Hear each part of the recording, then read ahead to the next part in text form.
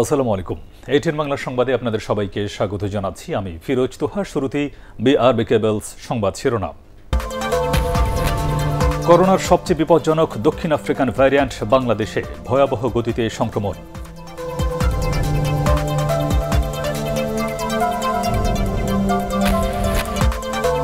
একদিনের ব্যবধানে আবার করোনায় সর্বোচ্চ মৃত্যু। ২৪ ঘণ্টায় দেশে প্রাণ হারিয়েছেন ৭৪ জন, অর্ধেকের বেশি ঢাকার।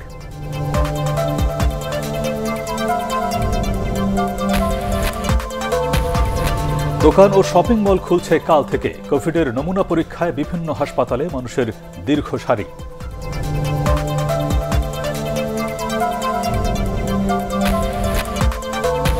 করোনার টিকা উৎপাদনে D8 ভুক্ত দেশগুলোকে সমন্বিত উদ্যোগ নেওয়ার আহ্বান প্রধানমন্ত্রীর।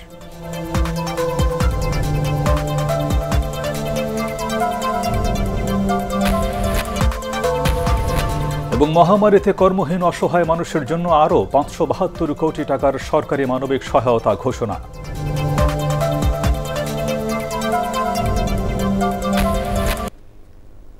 শুনছিলেন বিআরবি কেবলস সংবাদ শিরোনাম। এবারে বিস্তারিত। করোনা ভাইরাসের ধরন পাল্টে যাওয়ায় সংক্রমণ দ্রুত ছড়াচ্ছে বলে অভিমত চিকিৎসকদের। এর মধ্যে দক্ষিণ আফ্রিকান ভ্যারিয়েন্ট বা ধরন সবচেয়ে বেশি বিপজ্জনক বলছে গবেষণা প্রতিষ্ঠান ICDDRB। বাংলাদেশে এর উপস্থিতি ৮১% বলে জানাচ্ছে এই প্রতিষ্ঠানটি। এ অবস্থায় ভ্যাকসিন ও চিকিৎসা ব্যবস্থাপনা নিয়ে নতুন করে ভাবার পরামর্শ চিকিৎসকদের। আরও জানাচ্ছেন মাহবুব কবির চপল।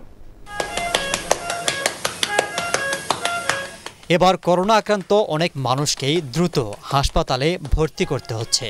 তাদের বেশিরভাগেরই দেখা দিচ্ছে শ্বাসকষ্ট, এমনকি শিশু এবং তরুণরাও এবার আক্রান্ত হচ্ছেন। লক্ষণেও দেখা যাচ্ছে পরিবর্তন। IEDCR ও ICDDRBর যৌথ গবেষণার ফলাফল বলছে, বাংলাদেশে করোনা দ্রুত ছড়াচ্ছে যুক্তরাজ্য ও দক্ষিণ আফ্রিকার ভেরিয়েন্ট। এ কারণে এবার সংক্রমণের তীব্রতা ও মৃত্যুর হারও বেশি। বাংলাদেশে আমরা এতদিন যে স্ট্রেনটি দেখছিলাম এটা মূলত ইতালি থেকে এসেছে, কিন্তু ইদানিংকালে জানুয়ারি থেকে আমরা বেশ কিছু যুক্তরাজ্য এবং মার্চের মাঝামাঝি থেকে সাউথ আফ্রিকান স্ট্রেন দেখতে পাচ্ছি।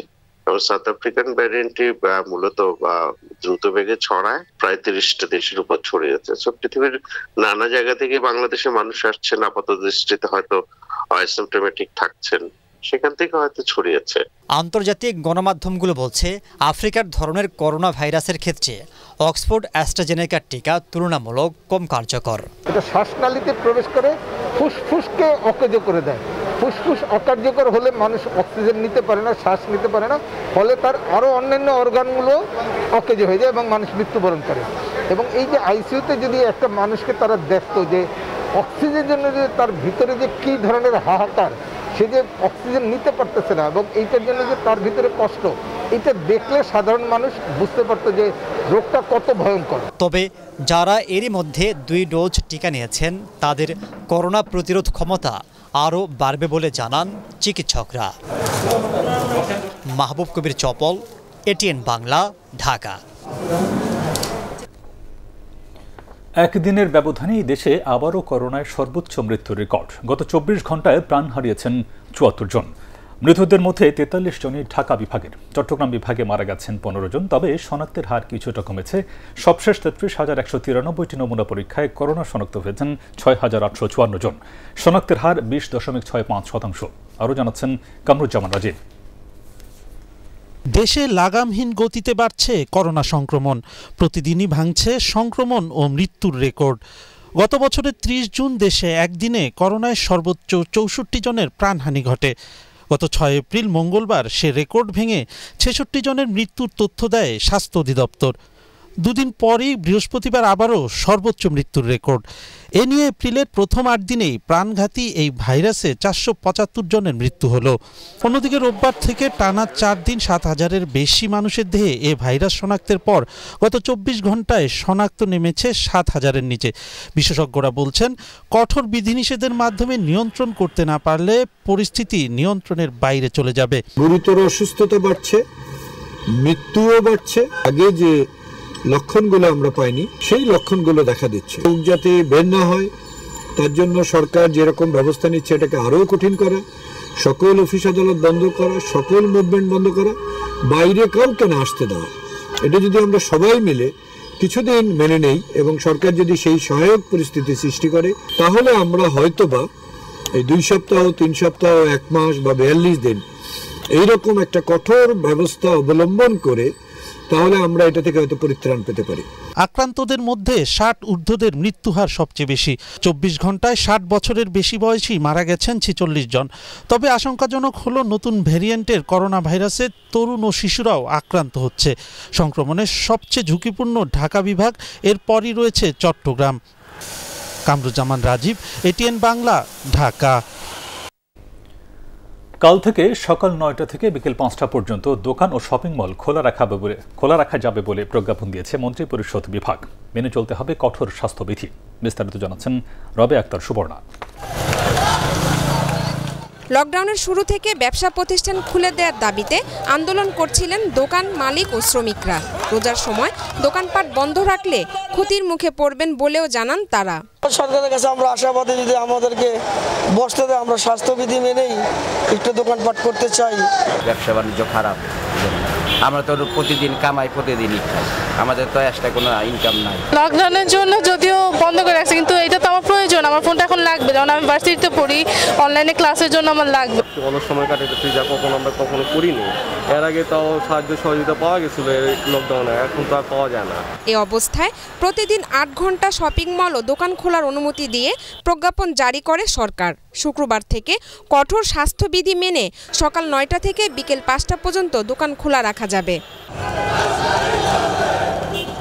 এদিকে সরকার সবার দাবি মেনে নিলেও রাইড শেয়ারিং যাত্রী পরিবহনের নিষেধাজ্ঞা বহাল রাখায় ক্ষোভ জানায় মোটরসাইকেলের চালকরা।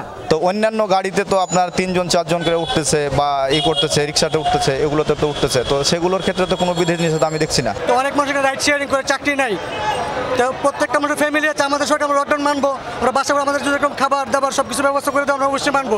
বৃহস্পতিবারও রাজধানীর গণপরিবহন সহ সব ধরনের যানবাহন চলাচল করছে, তবে বেশিরভাগ ক্ষেত্রে মানা হয়নি স্বাস্থ্যবিধি। রাবে আক্তার সুবর্ণা, এটিএন বাংলা, ঢাকা। নির্ধারিত দিনেই দেশে করোনা ভাইরাসের টিকার দ্বিতীয় ডোজ দেওয়ার কার্যক্রম শুরু হয়েছে। যাদের প্রথম ডোজ নেওয়ার 8 সপ্তাহ পার হয়েছে, শুধুমাত্র তাদেরকেই দ্বিতীয় ডোজের টিকা দেওয়া হচ্ছে। একই সাথে হাসপাতালগুলোতে কোভিডের নমুনা পরীক্ষার জন্য উদ্গ্রীব মানুষের লাইন দীর্ঘ হচ্ছে প্রতিদিন। রিপোর্ট করছেন মনির হোসেন তপু। বৃহস্পতিবার সকাল 7টা থেকে কুয়েত বাংলাদেশ মৈত্রী হাসপাতালে করোনা ভাইরাসের টিকা দ্বিতীয় ডোজ প্রত্যাশীরা ভিড় করতে শুরু করে। উপস্থিতি প্রমাণ করে মানুষ আগের তুলনায় অনেক বেশি সচেতন হয়েছেন। সময় গণনার সাথে সাথে বাড়তে থাকে লাইন, দেখা দেয় বিশৃঙ্খলা। সামাজিক দূরত্ব ও স্বাস্থ্যবিধি মানাতে হিমশিম খেতে হয় স্বেচ্ছাসেবীদের। কোভিড আরো জটিলতা সৃষ্টি করতেছে, মানুষ 3 ফিট সোশ্যাল ডিস্টেন্স রক্ষা করছে না। প্রথম ডোজ যখন দিতে আসছিলাম তখন খুবই ভালো ছিল। প্রথম ডোজ এবং দ্বিতীয় ডোজ দেওয়ার জন্য 2টা ডেস্কের ব্যবস্থা করেছে, বাইরের সম্পূর্ণ অব্যবস্থাপনা, রৌদ্রের মধ্যে বয়স্ক লোকরা যে কষ্টটা পেলাম আজকে আমরা ধিক্কার জানাই। কর্মকর্তারা জানিয়েছেন, প্রথম ডোজ নেওয়া প্রায় সবার কাছে SMS এর মাধ্যমে দ্বিতীয় ডোজ নেওয়ার তারিখ ও কেন্দ্র জানিয়ে দেওয়া হয়েছে।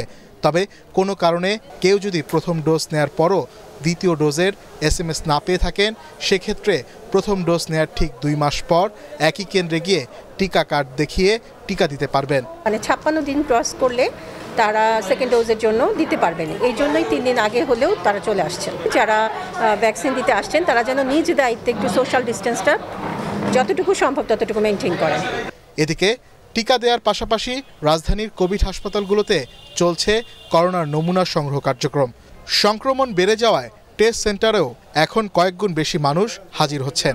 স্যাম্পল নিতে নিতে জান বেড়ে যেতেছে, মোটামুটি বিরক্ত লাগতেছে। একজন মানুষ কি পরিমাণ নিতে পারে? আমার ডেইলি প্রায় 90-100 স্যাম্পল নেওয়া লাগে। প্রথম প্রহরেই বেশিরভাগ হাসপাতালে করোনার নমুনা সংগ্রহের নিবন্ধনের কোটা ফুরিয়ে যাচ্ছে। মনির হোসেন তপু, এটিএন বাংলা, ঢাকা। করোনার টিকা উৎপাদনে D8 সদস্য দেশগুলোকে সম্মিলিত উদ্যোগ নেওয়ার আহ্বান জানিয়েছেন প্রধানমন্ত্রী শেখ হাসিনা।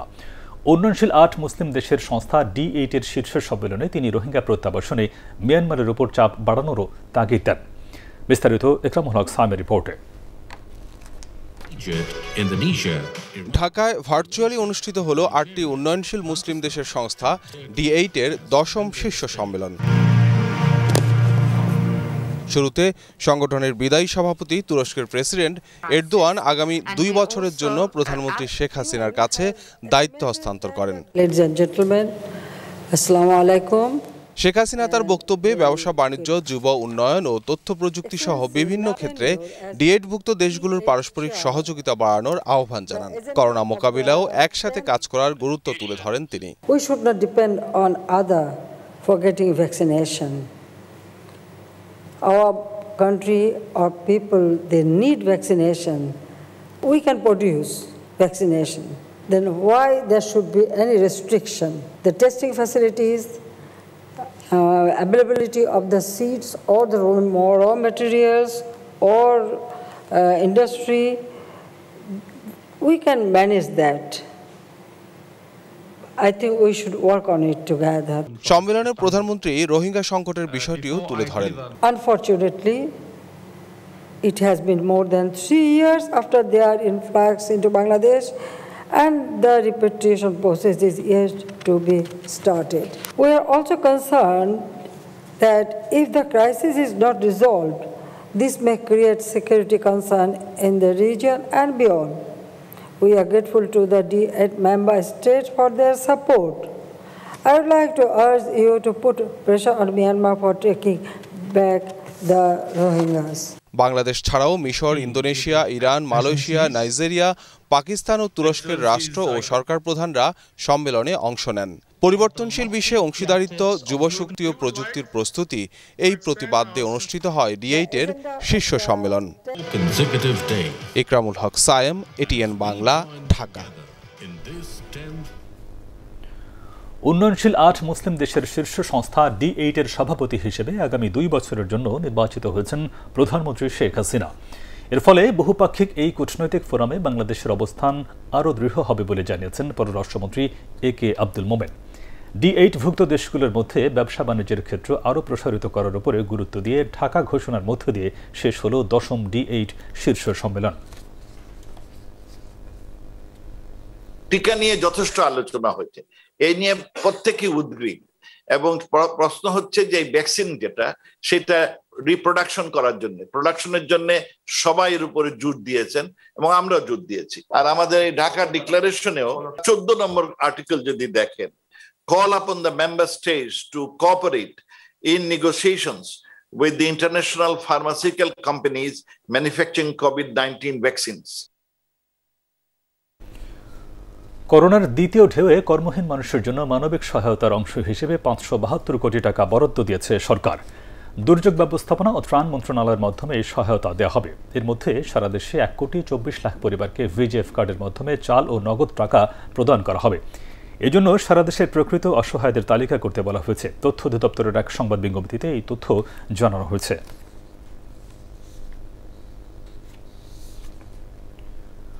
করোনা নিয়ে বিএনপির দ্বিমুখী নীতি জনগণকে বিভ্রান্ত করছে বলে মন্তব্য করেছেন আওয়ামী লীগ সাধারণ সম্পাদক ওবায়দুল কাদের।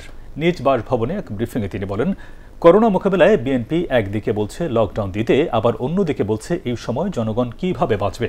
তাদের এমন অপরাজনীতি নিজেদের জন্যই বুমেরাং হবে উল্লেখ করে ওবায়দুল কাদের বলেন, সরকার এবং আওয়ামী লীগ নেতাকর্মীরা যে সময় অসহায় কর্মহীন মানুষের পাশে সহযোগিতার জন্য দাঁড়িয়েছে, সে সময় বিএনপি তাদের উগ্র সাম্প্রদায়িক মিত্রদের নিয়ে দেশে নৈরাজ্য সৃষ্টির অপপ্রয়াস চালাচ্ছে। অনেক পরিবহন কিন্তু নিষেধাজ্ঞা মানছেন না। কেউ কেউ নির্দিষ্ট এলাকা বা নির্দিষ্ট সময়ের বাইরেও পরিবহন চালাচ্ছে। সমন্বয়কৃত ভাড়ার অতিরিক্ত ভাড়াও অনেকে আদায় করছে। শর্ত উপেক্ষা করলে সরকার কিন্তু জনস্বার্থে আবারও কঠোর হতে বাধ্য হবে। আমি দেশবাসীকে স্বাস্থ্যবিধি মেনে চলার জন্য আহ্বান জানাচ্ছি।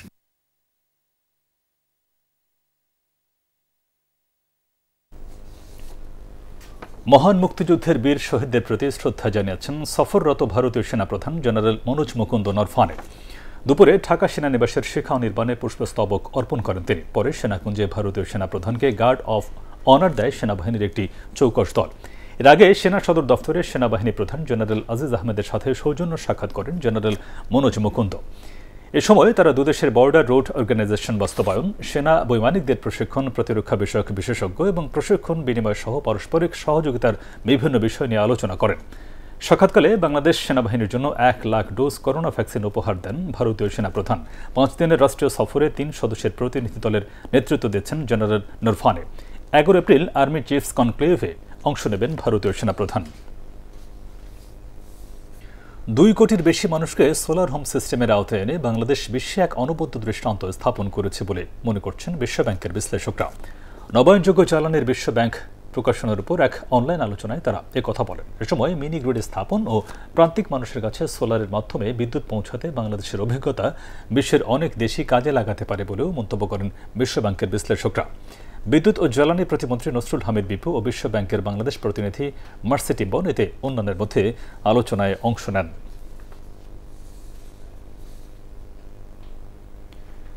যারা জ্বালাও পোড়াও করছে তাদের কাউকে ছাড় দেওয়া হবে না বলে হুঁশিয়ারি দিয়েছেন আওয়ামী লীগের যুগ্ম সাধারণ সম্পাদক মাহবুবুল আলম হানিফ। দুর্বৃত্তদের হামলায় পুড়ে যাওয়া ফরিদপুরের সালথা উপজেলা পরিষদ ও থানা ভবন পরিদর্শনে গিয়ে তিনি এই হুঁশিয়ারি দেন। এ সময় অন্যান্যের মধ্যে উপস্থিত ছিলেন আওয়ামী লীগের প্রেসিডেন্ট সদস্য কর্নেল অবসরপ্রাপ্ত ফারুক খান, আব্দুর রহমান, যুগ্ম সাধারণ সম্পাদক আফম বাহাউদ্দিন নাসিম।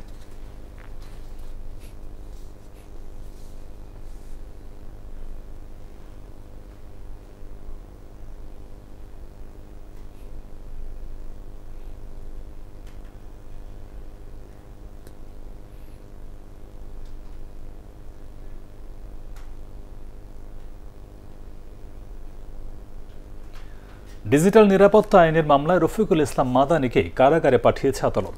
রাষ্ট্রবিরোধী, উস্কানিমূলক ও ঔদ্ধত্যপূর্ণ বক্তব্য এবং বিশৃঙ্খলা সৃষ্টির অভিযোগে সকালে গাজীপুরের গাছা থানায় এই মামলা দায়ের করেন র্যাবের নায়ক সুবেদার আব্দুল খালেক। পরে রফিকুল ইসলামকে জেলার সিনিয়র জুডিশিয়াল ম্যাজিস্ট্রেট শরীফুল ইসলামের আদালতে হাজির করা হয়। বুধবার ভোরে নেত্রকোনার গ্রামের বাড়ি লেটির কান্দা থেকে তাকে আটক করে র্যাব।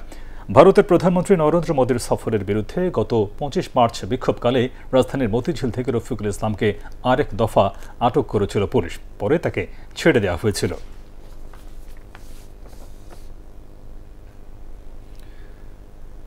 দিনাজপুরে ক্রমেই বাড়ছে বেওয়ারিশ কুকুরের সংখ্যা। জেলায় গত 3 মাসে কুকুরের কামড়ে 6 শতাধিক মানুষ আহত হয়েছে, মারা গেছে এক স্কুল ছাত্র। ভুক্তভোগীরা বলছেন কুকুরে আক্রমণ থেকে রক্ষা পাচ্ছেন না পশু পাখিও। দিনাজপুর থেকে হুমায়ুন কবিরের রিপোর্ট, জানাচ্ছেন শাফুল আলম। দিনাজপুর সদরসহ 13 উপজেলার পাড়া মহল্লার সব জায়গায় কুকুর আতঙ্ক। স্থানীয়রা জানায় প্রায় সব বয়সী মানুষ এই প্রাণীর আক্রমণের শিকার। এর মধ্যে হাসপাতালে ভর্তি হয়ে আছেন বেশ কয়েকজন রোগী। এছাড়া গত মাসে কাহারোল উপজেলার কুকুরের কামড়ে 10 বছরের এক শিশুর মৃত্যু হয়েছে।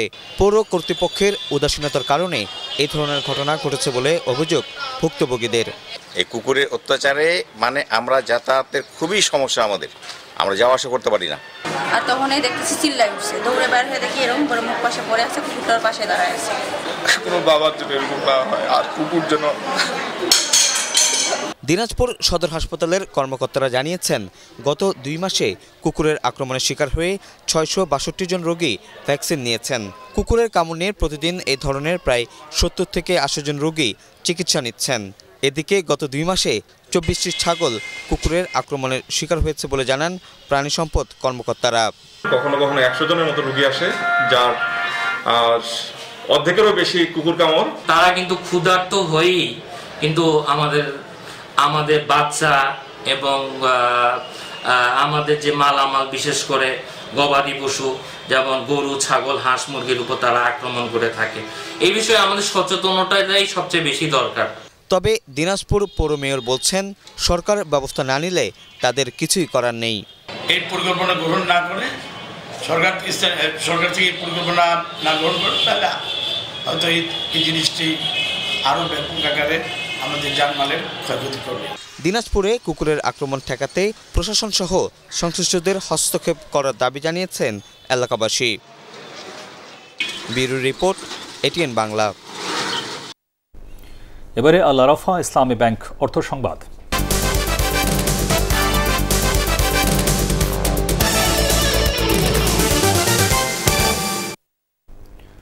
কর্মসংস্থান ও রাজস্ব আয়ের মাধ্যমে সরকার অর্থনীতির পরিসর আরও বাড়াতে চায় বলে জানিয়েছেন অর্থমন্ত্রী আ হ ম Mustafa Kamal. FBCCI, BGMEA, BKMEA সহ 12টি ব্যবসায়ী সংগঠনের সাথে ভার্চুয়ালি প্রাক বাজেট আলোচনা শেষে এই তথ্য জানান তিনি। অর্থমন্ত্রী সাংবাদিকদের জানান, দেশীয় অর্থনীতি প্রবৃদ্ধি বাড়ানোই বাজেটের লক্ষ্য। তিনি বলেন, করোনা মহামারীকালীন 23টি প্রণোদনা প্যাকেজ ঘোষণা করেছিল সরকার, এরই মধ্যে যার সুফল পেয়েছেন উদ্যোক্তারা। দ্বিতীয় দফায় করোনার প্রকোপ বাড়ায় আবারও প্রণোদনা প্যাকেজের আকার ও ঋণ পরিশোধের সময় বাড়ানোর দাবি জানিয়েছে ব্যবসায়ী সংগঠনগুলো। এছাড়াও কর হার ও বাজেট সংক্রান্ত অন্যান্য বিষয় নিয়েও আলোচনা হয় অর্থমন্ত্রী ও ব্যবসায়ী নেতাদের মধ্যে। এবারে বাণিজ্য সংবাদ।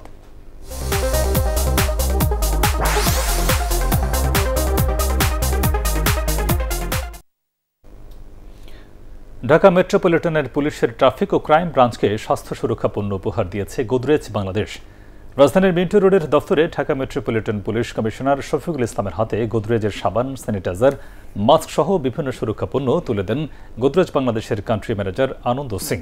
এ সময় অন্যান্যের মধ্যে সেখানে ছিলেন গোদরেজের CFO Sandeep Haldar, marketing lead Nusrat Hasan ও assistant brand manager Tahsin Nair Chowdhury. এবারে পার্টেক্স খেলার খবর।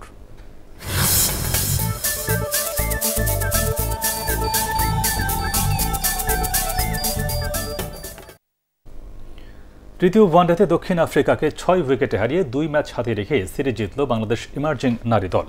সিলেটে সফরকারীদের দেয়া 93 রানের লক্ষ্য 22 ওভার হাতে রেখে স্পর্শ করে স্বাগতিকরা। দলের পক্ষে সর্বোচ্চ 46 রান করে হ্যাপি। এর আগে টস জিতে ব্যাট করতে নেমে বাংলাদেশের বোলারদের তোপে দাঁড়াতেই পারেনি প্রোটিয়া ইমার্জিং দল। ঋতুমণি, নাহিদ আক্তার এবং রাবেয়া 3টি করে উইকেট নিলে মাত্র 92 রানেই গুটিয়ে যায় তারা। দলের পক্ষে সর্বোচ্চ 30 রান করেছেন আনিক বস্ক। বঙ্গবন্ধু নবম বাংলাদেশ গেমসে বক্সিং ডিসিপ্লিনে সেরা হয়েছে আনসার ও ভিডিপি। 5টি স্বর্ণ, 2টি রৌপ্য এবং 2টি ব্রোঞ্জ পদক জিতেছে তারা। এদিকে জুডো প্রতিযোগিতার দ্বিতীয় দিনও দাপটে বাংলাদেশ আনসার। এছাড়া ভারোত্তোলনে 2টি রেকর্ড হয়েছে বাংলাদেশ গেমসের 8ম দিনে। আরও জানাচ্ছেন মমিনুর রিপোর্ট। বঙ্গবন্ধু বাংলাদেশ গেমসে বক্সিং ডিসিপ্লিনে নিজেদের শ্রেষ্ঠত্ব প্রমাণ করেছে বাংলাদেশ আনসার ও ভিডিপি। 5টি স্বর্ণসহ মোট 9টি পদক জিতেছে তারা। সেনাবাহিনী 8টি ও পুলিশ জিতেছে 4টি পদক। ভারোত্তোলনে ছেলেদের 102 কেজিতে 2টি রেকর্ড হয়েছে। সোনা জয় ক্লিন অ্যান্ড জার্কে রেকর্ড 160 কেজি উত্তোলন করেন সেনাবাহিনীর আশিকুর রহমান। রূপা জয়ের পথে স্ন্যাচে 121 কেজিতে রেকর্ড গড়েন বাংলাদেশ আনসারের আমিনুল ইসলাম। এদিকে জুডোর দ্বিতীয় দিনেও আনসারের দাপট। মিরপুরের শহীদ সরোয়ার্দী ইনডোর স্টেডিয়ামে অনুষ্ঠিত 3টি ওজন শ্রেণীর মধ্যে 2টির স্বর্ণপদকই জিতেছে তারা। আনসারের হয়ে স্বর্ণ জেতেন তাবাসসুম তমা জেরিন ও সিংমা প্রুমর্মা। বাংলাদেশ গেমসের 8ম দিনে বিওএ সহসভাপতি বলেন, এই কোভিড পরিস্থিতির মধ্যেও সফলভাবেই প্রতিযোগিতার শেষ প্রান্তে অলিম্পিক অ্যাসোসিয়েশন। আমাদের প্রত্যেকটা গেম সম্পূর্ণভাবে সম্পন্ন হচ্ছে এবং খুবই ভালোভাবে, কোনো ইনসিডেন্ট ছাড়া। এরকম এত বড় একটা গেম, এত জনের আয়োজন, এত বিরাট যজ্ঞ, তো আল্লাহর বিশেষ রহমত আমাদের উপর আছে। এটা সম্পূর্ণরূপেই সম্পন্ন হবে ইনশাল্লাহ, এবং আমি আশা করি প্রত্যেকটা জিনিসে ভালো হবে এবং আমরা এখান থেকে ভালো ভালো খেলোয়াড়রাও তৈরি করার ব্যবস্থা করে ফেলেছি এবং তারা তৈরি হয়েও আসছে। ধানমন্ডির বাস্কেটবল জিমনেশিয়ামে শ্বাসরুদ্ধকর ফাইনালে বাংলাদেশ সেনাবাহিনীকে 57-52 পয়েন্টে হারিয়ে স্বর্ণ জিতেছে নৌবাহিনী। ব্যাডমিন্টন নারী এককে আনসারের উর্মি আক্তার 2-1 সেটে বৃষ্টি খাতুনকে হারিয়ে স্বর্ণ জিতেছেন। মমিনুর রিপন, এটিএন বাংলা, ঢাকা। শেষ করার আগে বিআরবি কেবলস সংবাদ শিরোনামগুলো আরও একবার। করোনার সবচেয়ে বিপজ্জনক দক্ষিণ আফ্রিকান ভ্যারিয়েন্ট বাংলাদেশে, ভয়াবহ গতিতে সংক্রমণ।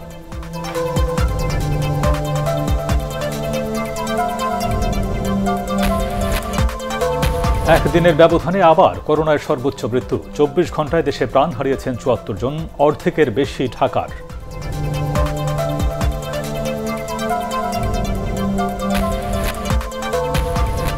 দোকান ও শপিং মল খুলছে কাল থেকে। কোভিডের নমুনা পরীক্ষায় বিভিন্ন হাসপাতালে মানুষের দীর্ঘ সারি।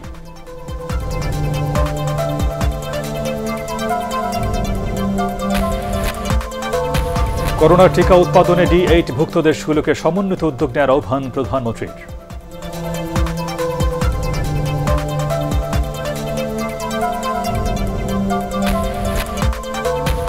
এবং মহামারীতে কর্মহীন অসহায় মানুষের জন্য আরও 572 কোটি টাকার সরকারি মানবিক সহায়তা ঘোষণা।